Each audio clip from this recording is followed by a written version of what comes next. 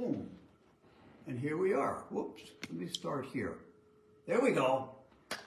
Good morning, one and all. Welcome again to Mid-Cape Worship Center's early morning Bible study here at 142 Depot Street down in Port, Massachusetts. I am standing in for Pastor Matt yet another day. He's recuperating from his surgery in Boston and seems to be progressing fine. I was hoping one of these days we're going to get him remotely back into this study, but apparently he's not up to it yet. So we're going to continue just you and me. Looking forward to it. We are progressing through the book of Revelation, working on chapter 3, the letters to the churches. We're up to number 6 of 7, the church in Philadelphia. Okay, and this is a church that is one of two of which nothing critical could be said. They receive no critique from the Lord, from the downside, so to speak. They, together with Smyrna. And a big part of the reason was that they were to hold true to the message, to the Lord, despite persecution, and they did experience considerable persecution along the way. They also have a reputation, doesn't come out here in the letter, but they have a reputation of being a church of missionaries. So they've got that in their past. But let's get into the letter, let it speak for itself, and we shall comment as we go. I thought we'd try the New Living Translation for starters, as we did yesterday, and then perhaps follow up with the Amplified version. Lord, we ask your blessing upon our study, that we may get from it what you want us to have. As we know, these letters are addressed to your entire body of believers, of which we claim to be. So we're looking forward to, hang on a second, Lord. Thank you, and help us with this study. I pray this in Yeshua's name. I just had a call coming in from Matt, and here we are again, missing that call. I can't get my iPhone to ring me. How silly is that? I just got this thing, and I've gone through the settings, but I've still missed something. I can get it to ding text messages to me, but let's see, here he is. 4 minutes after. Okay, let's try this.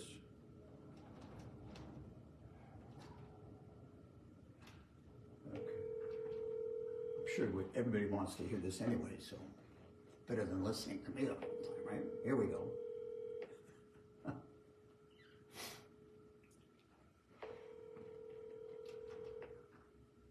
Well, now he's not answering, so it goes. 4 rings. I'll look forward to him calling later. All right, so I'm sorry, Lord, for that interruption in your prayer to you. We really need to focus on you, and we ask for your guidance here, that we might get from this what you want us to have, that we may grow accordingly. So, the letter to Philadelphia, NLT, chapter 3, verse 7. Write this letter to the angel of the church in Philadelphia. Hang on a second, I'm going to put that up there for you. Here we are. Okay? Write this letter to the angel of the church in Philadelphia. Very, very similar opening line as we saw in the other letters. Okay? The letter is directed to the angel, which is also translated spirit. So it's trying to inject these messages into the spirit of the churches. Okay, such as it is. In this case, he's dealing with a church that has essentially followed as they should have in his ways and held true to the doctrines and the Spirit and in devotion. So that's the context. And here we go. This is the message from the one who is holy and true, the one who is the key of David. What he opens, no one can close, and what he closes, no one can open. Okay? Again, true to form to the other letters, the opening statement is an extraction from the original introduction that John saw back in chapter 1. Okay? When Jesus approached him with a voice like the sound of a trumpet, the sound of many rushing waters, drawing parallels to his being in the present, past, and future, as is his Father, and so forth. These concepts also came forth.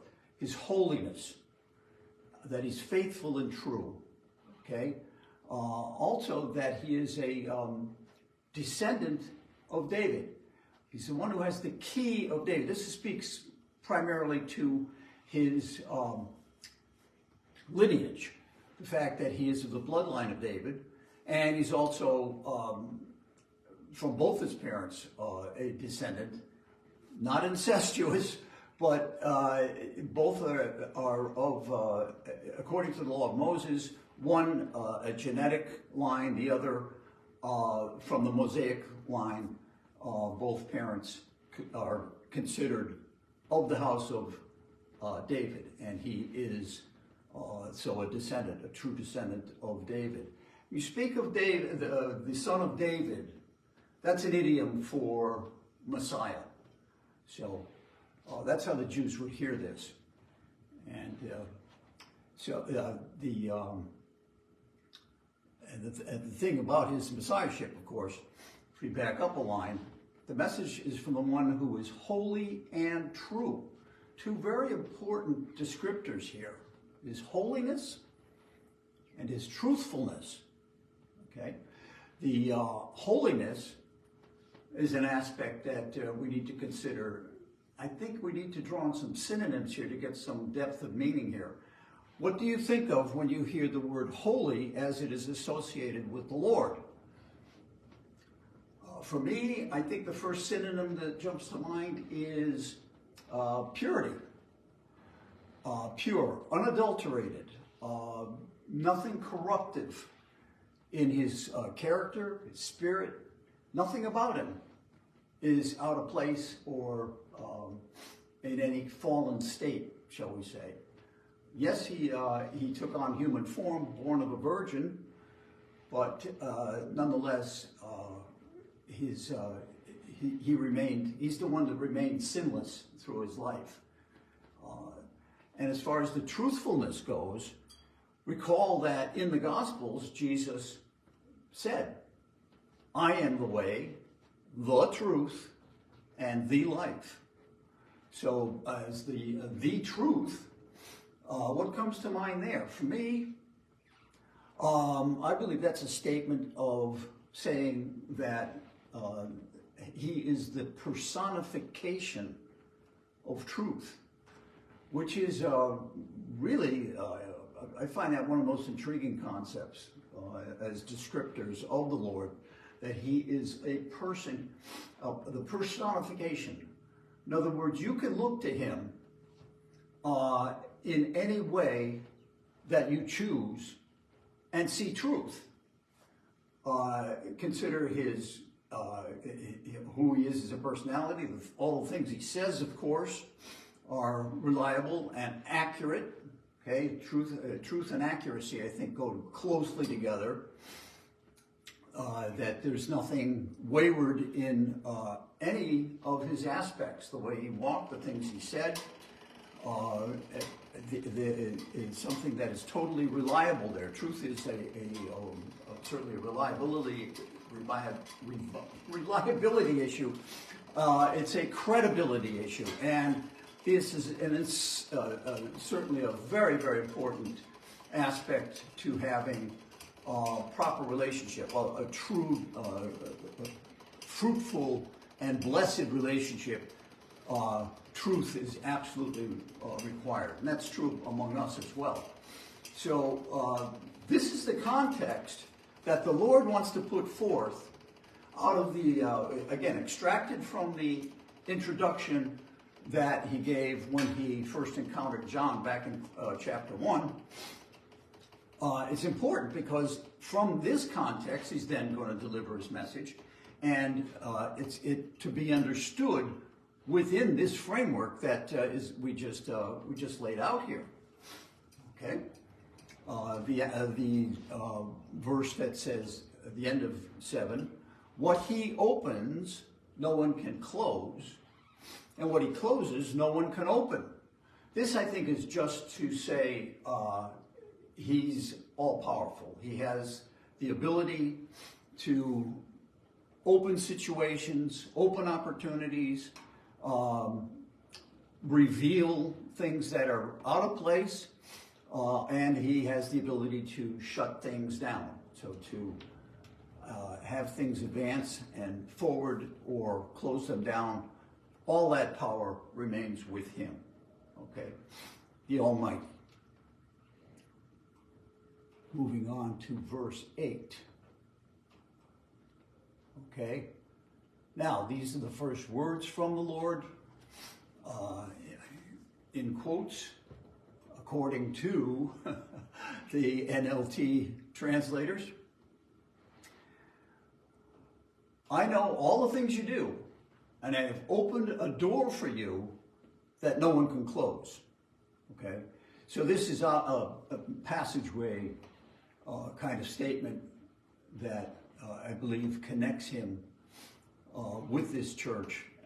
He's saying there's this. I mean, to me, this reads that there is no obstacle between you and me at this point. That we've got a direct flow here.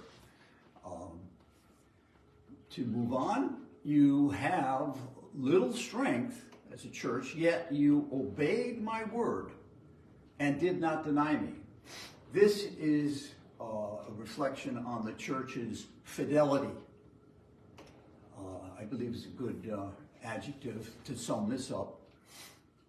The fact that they kept true to the word and did not deny the Lord. And this is important in the context of this church, which did see its share of persecution. Very important that to him, to the Lord, that people remain faithful and true to the word and true to their relationship. Verse 9, look, I will force those who belong to Satan's synagogue, those liars who say that they are Jews but are not. And we came up against with this situation again. Was it in Pergamum? I'd have to review that. But it came up again among the letters that there is such a thing as a synagogue of Satan, and it is made up of Jews that are liars. In other words, that are not speaking the truth, which is that the Messiah has come, and that continue in their ways that ultimately serve Satan's purposes. So he will force them to come and bow down at your feet.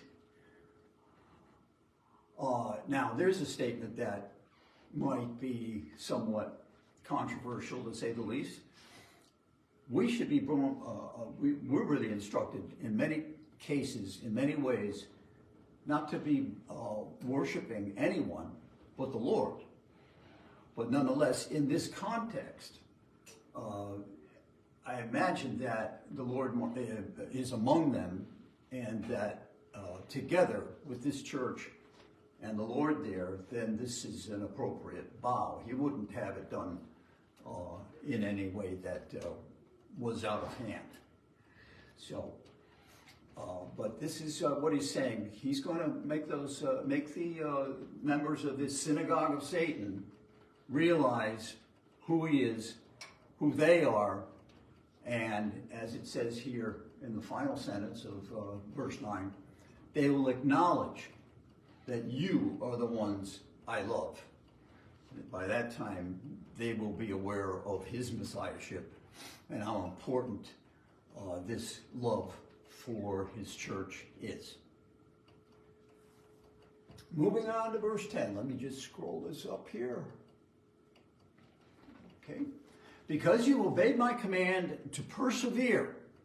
That's a big deal with the Lord, that we stick to it, that we follow through. I will protect you from the great time of testing that will come upon the whole world to test those who belong to this world. Okay? The earth dwellers, as they are spoken of in other translations. Those who are earthbound, those who are not believers. But the testing is directed toward them. Also, it's directed toward the Jews who have not fully accepted him. There are still many to go, and there are tribulation saints as well that will come forth from the tribulation. So really, three groups of people that are dealt with here. We've got those that are involved in the rapture, for those who hold to a doctrine of especially of a pre-trib rapture. We have those that are tribulation saints, those who are approached with the gospel and accept the gospel during the period post-rapture, but those that they are the ones that are coming out of tribulation, that are actually going through tribulation, and in fact will be, by saying coming out of tribulation, they're coming into the kingdom, but the hard way. Those folks that are become believers during the tribulation are facing martyrdom. Simple as that. And the Antichrist is just not going to tolerate these folks, and he will have them executed. The third group, of course, are the Jews that are protected, starting with the 144,000. We're going to see that group come forth in chapter 7. They are protected by the Lord and are become evangelists to the masses on the planet, those who will eventually become believers and will be sacrificed, and those who will not, will take the mark of the beast and be lost. Everyone will be witnessed to one way or another. There will be angels also witnessing during this period, so flying overhead and so forth.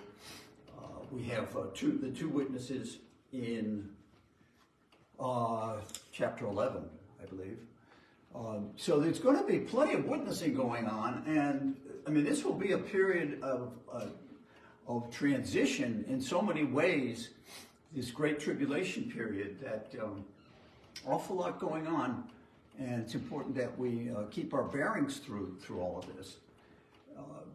But as he says here in the first sentence, because you obeyed my command to persevere, I will protect you, those who are believers going into this period, from the great time of testing, which is, of course, ultimately culminates with Armageddon, the great tribulation.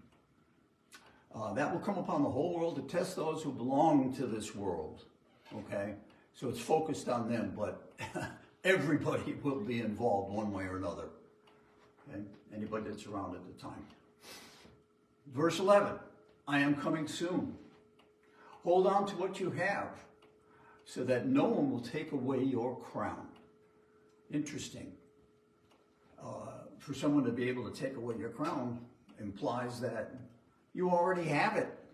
Okay, so you have it, and think of it perhaps as on layaway, already waiting for you in heaven. It's yours already, waiting for you upstairs. And that speaks to other believers as well.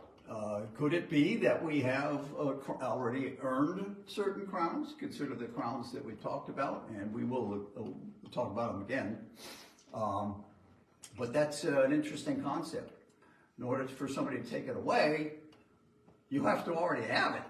So, but the point is, you don't want to lose it, so keep on as I am directing you here, okay? You've persevered this far, keep it up, basically, is what's going on. Verse 12. All who are victorious will become pillars in the temple of my God, and they will never have to leave it. Okay, pillars, obviously a symbol of strength. Even today you hear about people, some men or women are considered pillars of the community. Why? Because they are established, they're dependable, they've come through on behalf of the community, which means they put themselves out there, which is a form of agape.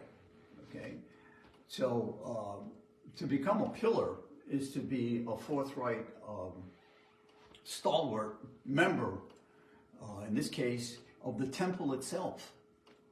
Of the temple of itself. Now, this, of course, is in spiritual terms, but that's very clear that this is certainly something that it will show forth the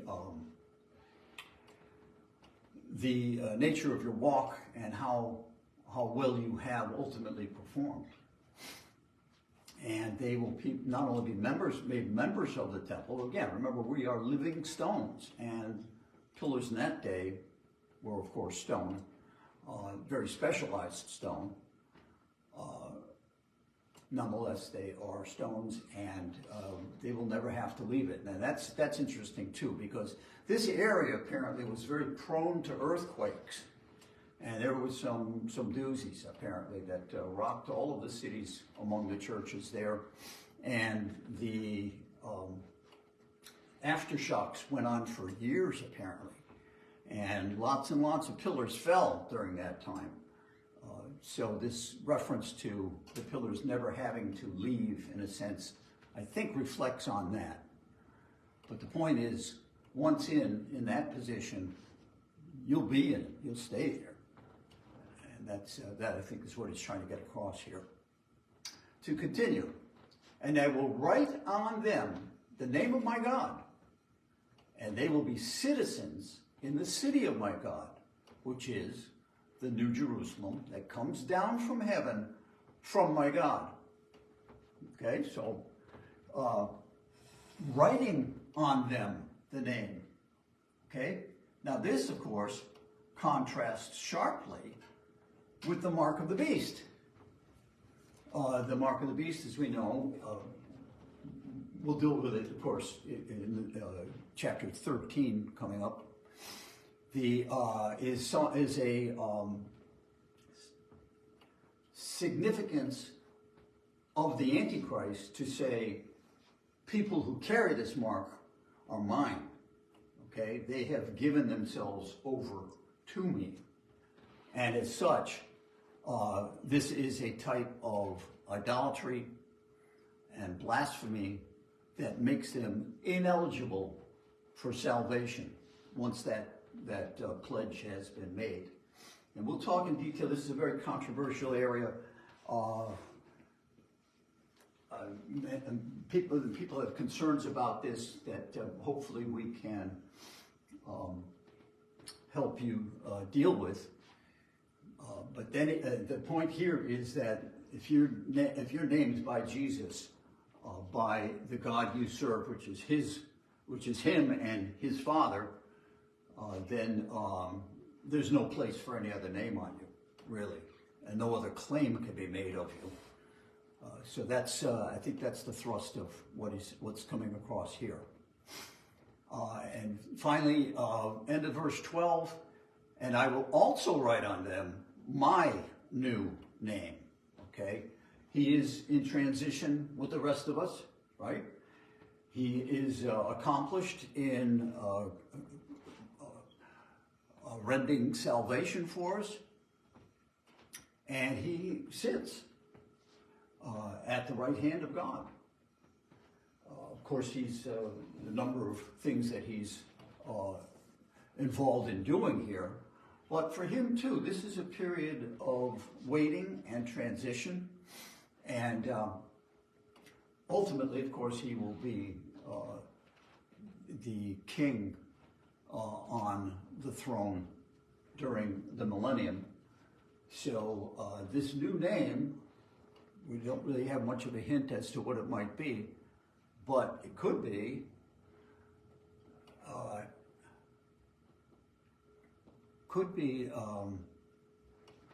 his new name.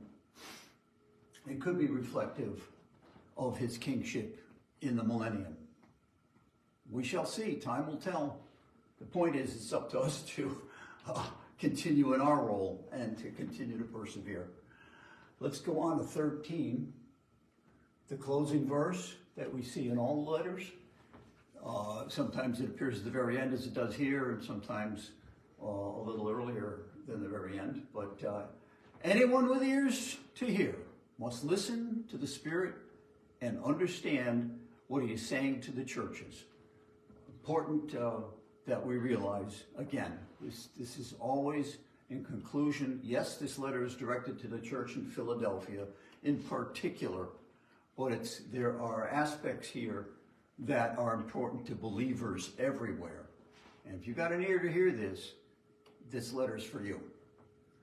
So that's our once over. We are pressing 8:28 here, I guess, for time. So we won't have time to read over again today, but we're going to move on tomorrow to the last of the letters, the letter to Laodicea, and we'll pick it up there. Okay, that will be the last set of verses in Revelation 3. Hope you can make it then. Thanks so much for joining us today. And let's close with a word of prayer. Thank you so much, Lord, for the word that you've given us here, and the concepts of being faithful, truthful, dependable, persevering in persecution, that we might find that place in you that we also fervently seek. In your holy name, Yeshua, we pray. Amen.